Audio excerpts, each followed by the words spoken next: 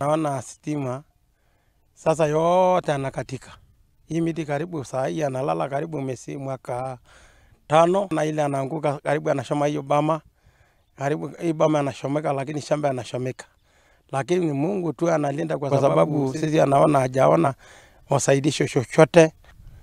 Kenda hii barabara na hii stima kwa sababu ni rais. Uhuru anaweka na pamoja na rais hii iko naye rais yetu Ruto.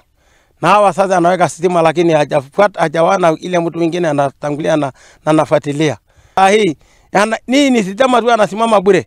Hata watu juzi anasema tafadhali nikate hii miti kwa sababu hakuna kitu kuliko kuja kuumia na anakuja kuchoma mashule. Hata shule anjora chini.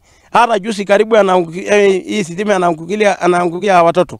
Na hajaona msaada yoyote. Kenya Power kwa sababu watu wa Kenya Power hakuna kitu anafanya. Hata hakuji kuona na hakuji kusaidia wananchi.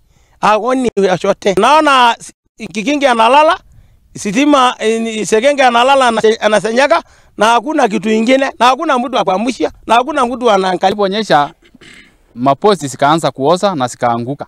Saa zingine tunashukuru Mungu sababu haijaangukia kwa maboma, ilianguka tu na kushika moto. Na hiyo stima ilikuwa na moto na haijaingizwa kwa maboma wala senda.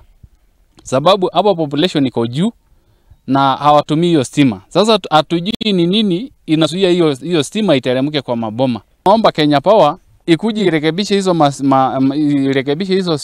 post sikae sawa sawa sababu maisha iko hali hatari kwa watoto pia kwa watu wote.